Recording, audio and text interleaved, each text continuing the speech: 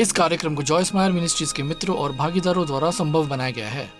जब आप इस सिद्धांत को देख लेंगे और समझ लेंगे जैसा बाइबल बताती है, तुम जो कुछ चाहते हो कि मनुष्य तुम्हारे साथ करे, तुम भी उनके साथ वैसा करो, तो आप खुद को बदल सकेंगे। आपके जीवन में बहुत सी चीजें हैं जिन्हें आप केवल सही प्रकार के बीज बोना सीखकर बदल सकते हैं।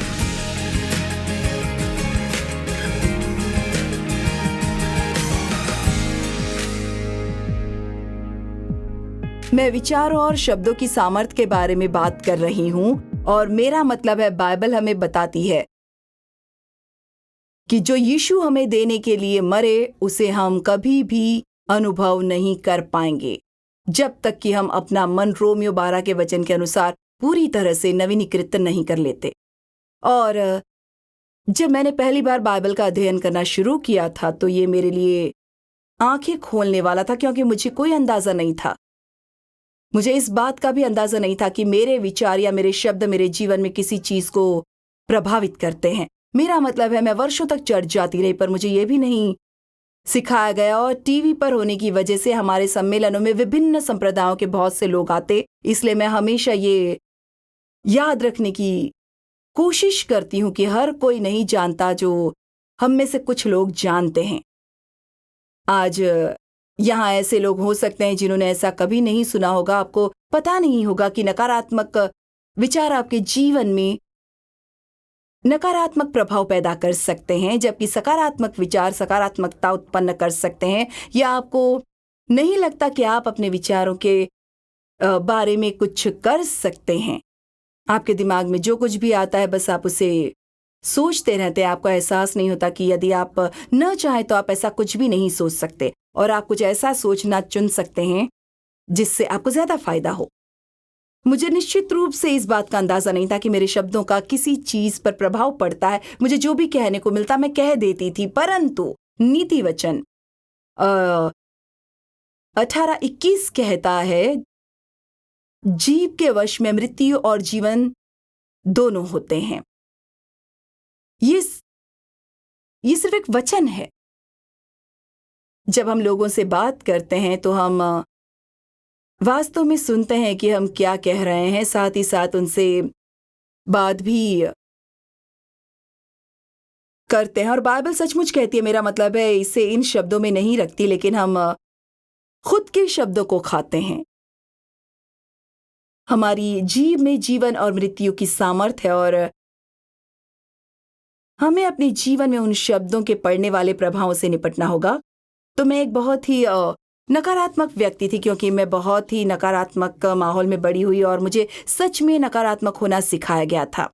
मेरे पिता ने मुझे सिखाया कि किसी पर भरोसा मत करो, हर कोई आपको चोट पहुंचाएगा, किसी भी अच्छे की उम्मीद मत करो क्योंकि वो जीवन बस खाली खाली है। पर यह है कि नहीं, और इसीलिए मेरा दृष्टिकोण बहुत नकारात्मक बन गया था। यहाँ कोई ऐसा व्यक्ति है जो ठीक इसी तरह से बड़ा हुआ है। आपकी परवरिश पूरी तरह से नकारात्मक थी और इसलिए ये आपके लिए सामान्य रहा होगा, और इसमें कुछ समय लगता है। परिवर्तन अद्भुत है, लेकिन इसमें कुछ समय लगता है। आप सिर्फ ये नहीं कहते कि मैं बदलूंगा और आप बदल जाएंगे। आपको पवित्र आत्मा के साथ काम करना होता है। मैं पवित्र आत्मा की बहुत आभारी हूं। यीशु ने कहा, मैं तुम्हारे लिए एक सहायक भेजूंगा, और साथ ही पवित्र आत्मा प्रोत्साहित करने वाले प्रभु है। देखिए, हम सभी को आराम की जरूरत है।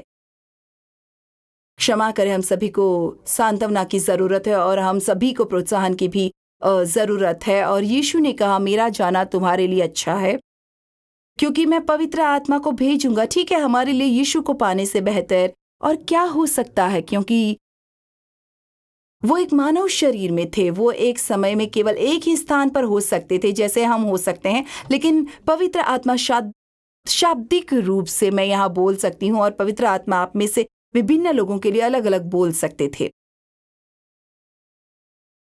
मेरे मुंह से एक ही वचन निकल रहा है, लेकिन वो आपकी आवश्यकता के आधार पर आप में से हर एक के साथ काम कर सकते हैं।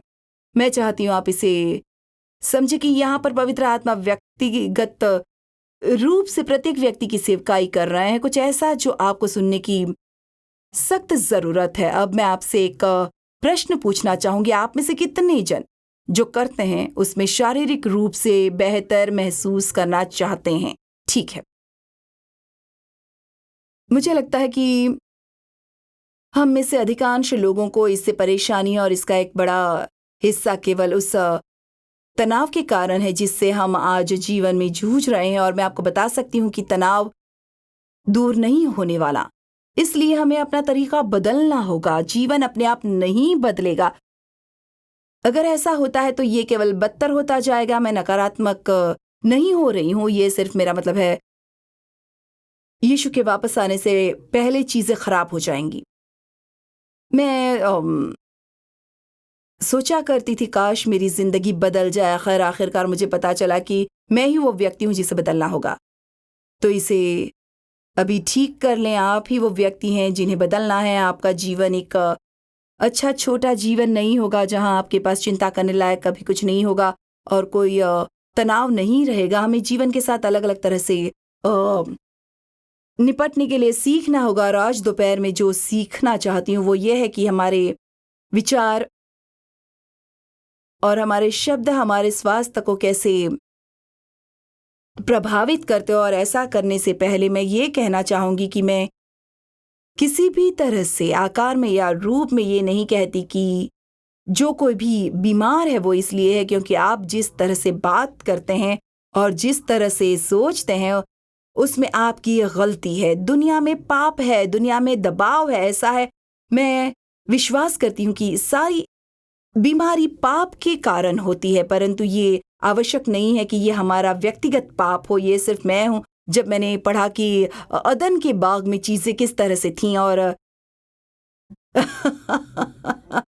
और हम उसके आगे बढ़ गए हैं। एक समय एक अमेरिकी व्यक्ति के लिए जीवन प्रत्याशा लगभग 40 वर्ष की थी, लेकिन ऐसी चीजें हैं जो हम खुद की मदद करने के लिए कर सकते हैं और हमें उन्हें करने की जरूरत है। जब मैंने इसे एक साथ रखा तो मुझे आश्चर्य हुआ। बहुत से वचन इस बारे में बात करते हैं कि कैसे अलग अलग चीजें उनकी हड्डियों में चली गई और उन्हें कमजोर कर दिया और यहां तक कि उनकी आंखों को धुंधला कर दिया। और इसमें करने के लिए बहुत कुछ है, खासकर जिस तरह से लोग सोचते हैं और जिस तरह से बात करते हैं। इसलिए विचार और शब्द बहुत महत्वपूर्ण है। और यदि किसी ने आपको ये नहीं बताया तो आज दोपहर आप यहाँ जो कुछ सुनेंगे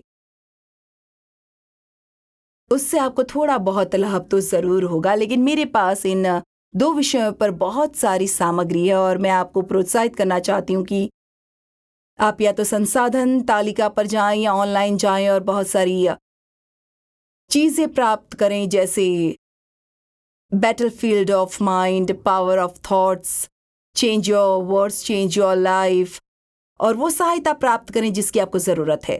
और ये केवल परमेश्वर के वचन से ही आएगा। आमीन। अब वचन में सबसे शक्तिशाली सिद्धांतों में से एक यह है कि हम जो बोते हैं उसे काटते हैं।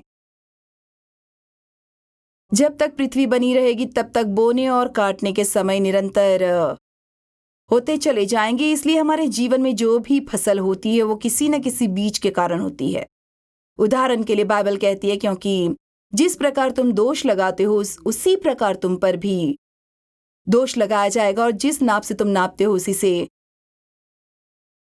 तुम्हें नापा जाएगा। बाइबल हमें वित्त के विषय में बुवाई और कटाई के बारे में बहुत कुछ सिखाती है। तो तुम्हें भी दिया जाएगा। लोग बुरा नाप दबा दबाकर और हिला हिलाकर और उभरता हुआ तुम्हारी गोद में डालेंगे। परमेश्वर को आपके धन की जरूरत नहीं, लेकिन ये मेरे लिए दिलचस्प है कि परमेश्वर उन चीजों के लिए भुगतान कर सकते हैं जो वो पृथ्वी पर किसी भी तरह से करना चाहते हैं, लेकिन वो चाहते हैं कि हम सभी इसमें शामिल हों। परमेश्वर एक अरबपति को खड़ा कर सकते हैं जिसका जीवन मेरी शिक्षा से बदल गया और वो मुझे सिर्फ 2 तेल के कुएं दे सकते हैं, फिर मुझे कभी भी कोई अन्य भेंट लेनी नहीं पड़ेगी। लेकिन परमेश्वर इसे इस तरह से नहीं करते क्योंकि वो चाहते हैं कि हम बोएं ताकि हम काट सकें। और आप जिस तरह से बोते हैं उसी के अनुसार काटते हैं। आप जिस मनोवृत्ति से बोते हैं, यानी आपके पास जो है उसमें से आप कितनी राशि देते हैं, बोने और काटने का ये सिद्धांत पूरी तरह से बाइबल में है और मुझे ये पसंद है। मैं आपको एक कारण बताऊंगी कि मुझे ये क्यों पसंद है। पहली बार ये अजीब सा लग सकता है, मुझे लगता है कि ये मुझे थोड़ा नियंत्रण देता है कि मेरा जीवन कैसा होगा। ऐसा नहीं है कि मुझे नियंत्रण की आदत है, मेरा मतलब ये नहीं है कि, लेकिन मुझे ये सोचने से नफरत है कि जिस तरह से मेरा जीवन बदल रहा है उस बारे में मैं कुछ कर नहीं सकती। इसलिए ये मुझे एक अवसर देता है। देखिए, अगर मैं अच्छे बीज बोती हूँ तो मुझे एक वायदा मिला है कि मैं अपने जीवन में अच्छी फसल काटूंगी। अगर मुझे अधिक दोस्त चाहिए तो मुझे मिलनसार होना पड़ेगा। अगर मैं और ज्यादा प्यार करना चाहती हूँ तो मुझे और ज्यादा प्यार देने की जरूरत है। जब आप इस सिद्धांत को देख लेंगे और समझ लेंगे जैसा बाइबल बताती है, तुम जो कुछ चाहते हो कि मनुष्य तुम्हारे साथ करें, तुम भी उनके साथ वैसा ही करो, तो आप खुद को बदल सकेंगे। आपके जीवन में बहुत सी चीजें हैं जिन्हें आप केवल सही प्रकार के बीज बो कर बदल सकते हैं, और हर एक विचार एक बीज है। मैं चाहती हूँ कि आप इसे समझ लें, हर एक विचार एक बीज है। हम हर एक दिन में लगभग 6000 विचारों के बारे में सोचते हैं, और यदि उनमें से 5900 नकारात्मक है तो ये बताना मुश्किल नहीं होगा कि आपके पास एक घटिया जीवन क्यों है। जब मैंने परमेश्वर के वचन को सीखना शुरू किया था तब मैं बहुत नकारात्मक थी। मेरा मतलब है परमेश्वर ने मुझे बदल दिया है और अब मैं नकारात्मकता बर्दाश्त नहीं कर सकती। मैं आपको बताना चाहूंगी, अगर वो मुझे बदल सकते हैं तो यहाँ ऐसा कोई भी नहीं है जिसे वो बदल नहीं सकते, क्योंकि मेरा मतलब है मैं नकारात्मक थी। मेरा दृष्टिकोण यह था, यदि आप कुछ भी अच्छा होने की उम्मीद नहीं करते तो जब ऐसा नहीं होता तो आप निराश नहीं होंगे, और मैं उससे बिल्कुल आगे निकल चुकी हूँ। हर सुबह अपनी प्रार्थनाओं में कहती हूँ, मैं उम्मीद करती हूँ कि आज कुछ अच्छा होने वाला है। मैं अच्छी खबर की उम्मीद करती हूँ। कि आपको अच्छी खबर पसंद नहीं है?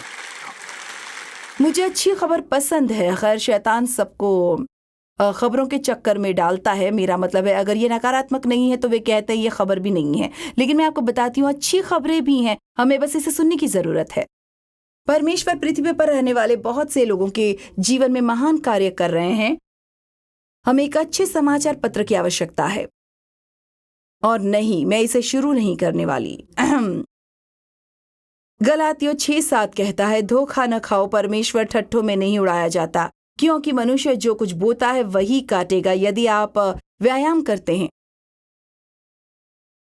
तो आपकी मांसपेशियां अच्छी होंगी। यदि आप इतना खिंचाव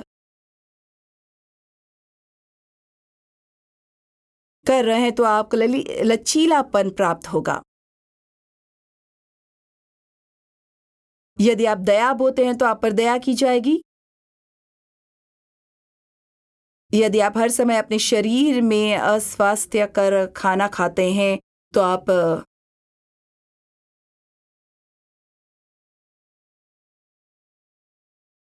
घटिया महसूस करने लगेंगे। यदि आप अधिक खाना खाते तो आप जितना चाहते हैं आपका पेट उससे ज्यादा फूलेगा।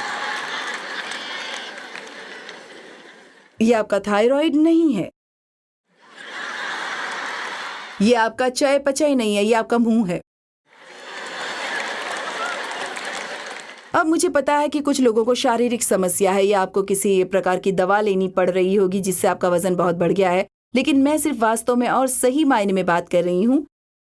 जब मैं ये कहती हूँ तो मैं किसी को नाराज करना नहीं चाहती, लेकिन अगर आप ज्यादा वजन नहीं चाहते हैं तो कम खाएं। ये इतना आसान है और ये हर कोई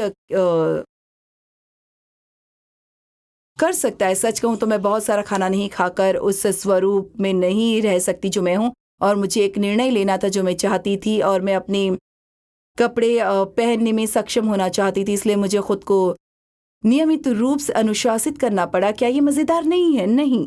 आज जब मैं जाऊं तो मैं क्या करना पसंद करूंगी? ओह, मुझे नहीं पता। सबसे बढ़िया मिठाई जो मुझे मिल सकती है उसे लाओ और खाओ, पर ये शायद बीमार कर देगी, लेकिन मैं इसका आनंद उठाऊंगी। यदि आप दोष लगाते हैं तो आप पर भी दोष लगाया जाएगा। यदि आप देंगे तो आपको मिलेगा। मत्ती 7:1-2। दूसरों पर दोष मत लगाओ और ना ही उनकी आलोचना और निंदा करो। अब इन शब्दों पर ध्यान दीजिए। दूसरों पर दोष मत लगाओ और ना ही उनकी आलोचना और निंदा करो। दूसरों पर दोष मत लगाओ और ना ही उनकी आलोचना और निंदा करो। ऐसा ना हो कि तुम पर भी दोष लगाया जाए और तुम्हारी आलोचना और निंदा की जाए। जब कोई आपकी आलोचना करता है तो क्या वे बो रहे हैं या आप काट रहे हैं? क्या यह आपके लिए बहुत तेज था? क्या मुझे इसकी जरूरत है?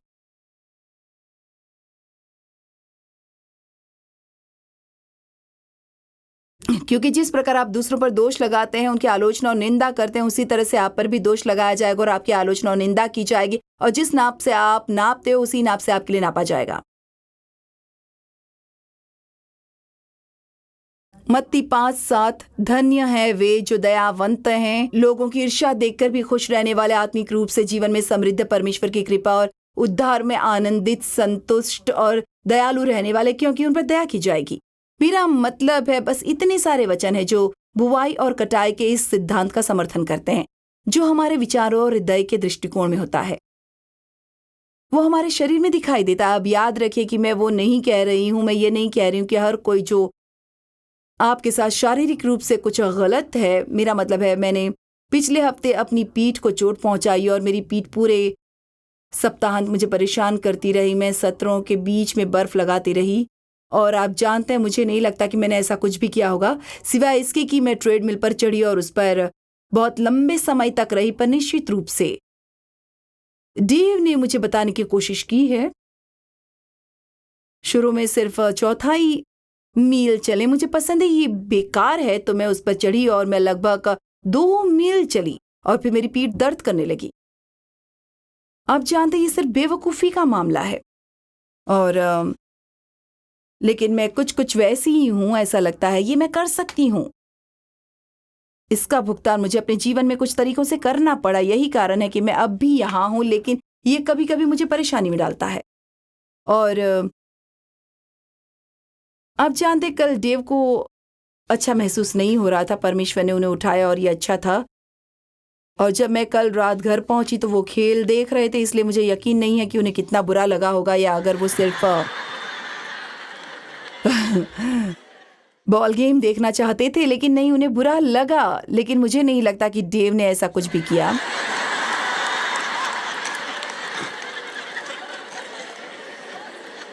जिससे उसे बुरा लगा होगा। इसलिए कृपया मैं किसी की निंदा नहीं करना चाहती। मैं ये नहीं कह रही कि वो सब कुछ गलत है, लेकिन मैं चाहती हूँ कि आप ये महसूस करने के लिए खुले रहें कि आप जो सोचते हैं और जो कहते हैं वो आपको प्रभावित करता है। अब मैं आपको एक बढ़िया उदाहरण देती हूँ।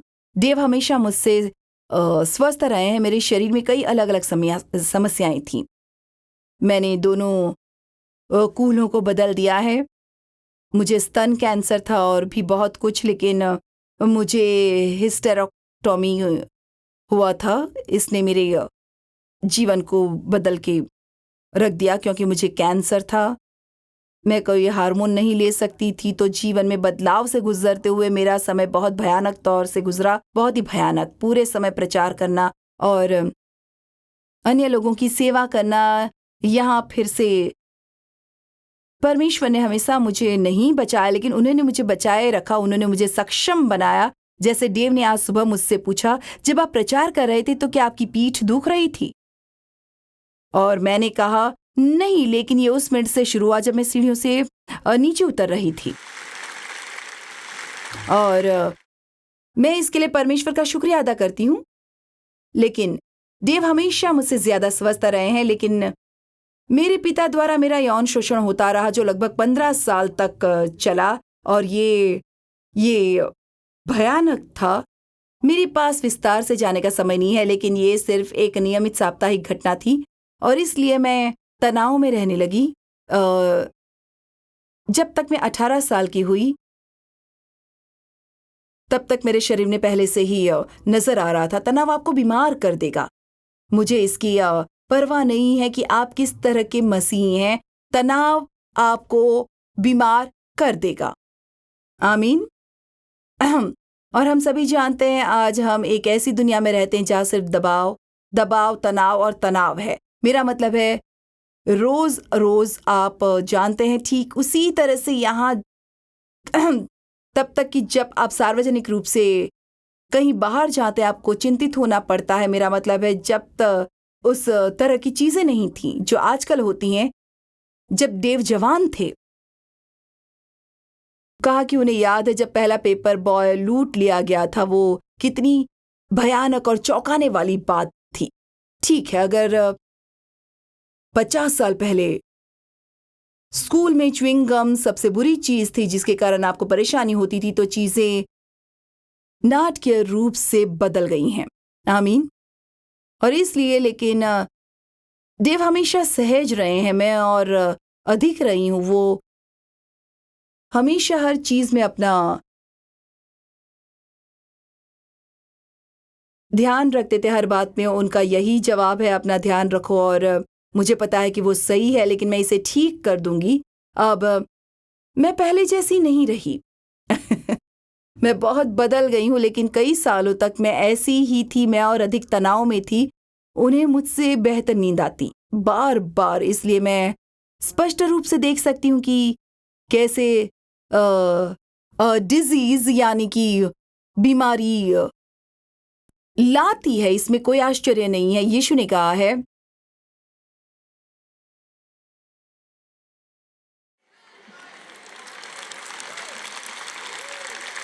हे सब परिश्रम करने वालों और बोझ से दबे हुए लोगों, मेरे पास आओ और मैं तुम्हें विश्राम दूंगा। मैं तुम्हारी आत्मा को आराम, राहत दूंगा और तरोताजा कर दूंगा। मेरा जुआ अपने ऊपर उठा लो और मुझसे सीखो, क्योंकि मैं मन में दीन, विनम्र और कोमल हूं। मैं कठोर, कड़ा, तीक्ष्ण और दबाव डालने वाला प्रभु नहीं हूं। तो मुझे लगता है कि यह कहना सुरक्षित होगा कि यीशु बहुत सहज थे। मैं उनकी कल्पना जल्दबाजी में होने की नहीं कर सकती। क्या आप कल्पना कर सकते हैं कि यीशु जल्दबाजी कर रहे होंगे? मैंने हाल ही में एक बहुत अच्छी किताब पढ़ी और मुझे पता है कि अगर मैंने कोई किताब पढ़ी तो आप ऑफिस में फ़ोन करके पूछेंगे उस किताब का नाम क्या है, तो इसका नाम है ये किताब जल्दबाजी में न करने की थी। मुझे इसका नाम याद नहीं है। जॉन मार्क कॉमर ने इसे लिखा है, इसलिए ऑफिस में फ़ोन न करें, या तो इसे लिख लें या मुझे फ़ोन न करें। John Mark Comer, the ruthless elimination of hurry. ये सचमुच एक अच्छी किताब थी और उन्होंने जो बातें कही, शायद मुख्य उनमें से एक थी कि आप जल्दबाजी में रहकर प्रेम में नहीं चल सकते। और यही मेरी बात है, यही मेरी प्रार्थना है, यही मेरा लक्ष्य है। मैं वास्तव में किसी भी चीज से अधिक सभी लोगों के साथ हर समय प्यार में चलना चाहती हूँ। ये ऐसा है जैसे मेरे लिए बस यही है, मैं यही चाहती हूँ। मैं एक परिपक्व मसीह बनना चाहती हूँ, लेकिन मैं वास्तव में लोगों से प्यार करना चाहती हूँ क्योंकि उन्हें इसकी बहुत सख्त ज़रूरत है। और यदि आप हर समय जल्दी में रहते हैं तो ये न केवल आप पर बहुत अधिक दबाव डालता है, बल्कि आप उन चीज़ों से चूक भी जाते हैं जिनके लिए परमेश्वर आपका उपयोग कर सकते हैं। आप उन्हें नोटिस भी नहीं करते क्योंकि आप उन्हें देखते ही नहीं, आपके पास टाइम ही नहीं होता है, आप जल्दबाजी में होते हैं। और इसलिए यदि आप अपने जीवन में कुछ तनाव से छुटकारा पाना चाहते हैं तो बस धीमी गति से चलें। यदि आप नोट्स लिख रहे हैं तो लिखिए, धीमा चलें। और आपको शायद 4 या 5, 6, 10, 20 संकेत बनाने चाहिए और उन्हें अपने घर के चारों ओर लगाने चाहिए, धीमी गति से, धीमी गति से, धीमी गति से, धीमी गति से। आमीन। मेरा परिवार मुझे चिढ़ाता है, हालांकि ये वास्तव में मजाकिया नहीं है, ये सिर्फ मेरा हिस्सा है जो दर्शाता है कि मैं कैसी हूं। जब ये चीज घटती है तो मैं हमेशा अगली चीज के लिए तैयार रहती हूँ, और इसलिए जब भी कहीं से घर आ रहे होते हैं तो मैं अपना आधा रास्ता तय करते समय अपने दरवाजे की चाबियां निकाल लेती हूँ, ताकि जब मैं वहां पहुंचूं तो मैं दरवाजा खोलने के लिए तैयार रहूं। मेरी बेटी मुझे बहुत सी जगहों पर ले जाती है और वो कहती है, माँ क्या आप दरवाजा खोलने से पहले मेरी तब तक प्रतीक्षा करेंगी जब तक कि मैं कार पार्क न कर दूं और उससे बाहर निकलने की कोशिश न कर लूं। और मुझे नहीं पता मैं ये क्यों करती हूँ, लेकिन मेरा हाथ उस दरवाजे के हैंडल पर है। मेरा मतलब है मैं आपको कुछ बता दूं और कुछ नहीं हो सकती, लेकिन मैं तैयार हूं।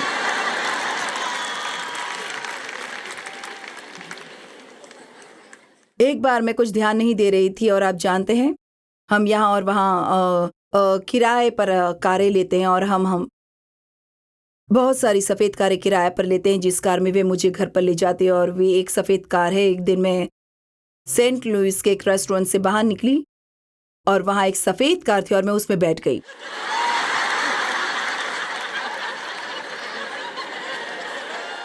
कल्पना कीजिए मैं किसी ऐसे व्यक्ति के साथ कार में बैठ गई जो मुझे नहीं जानते। उसे टेलीविजन से बाहर निकाल दिया। वो कह रहे थे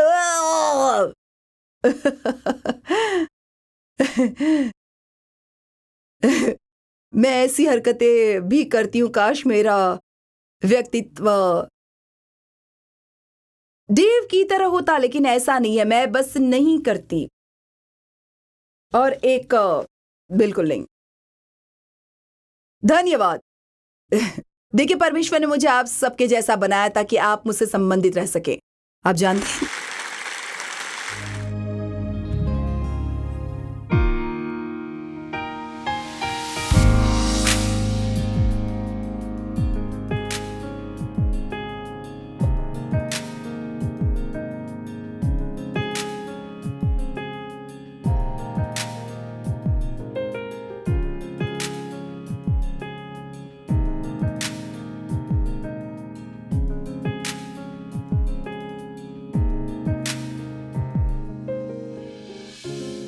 इस कार्यक्रम को जॉयस मायर मिनिस्ट्रीज के मित्रों और भागीदारों द्वारा संभव बनाया गया है।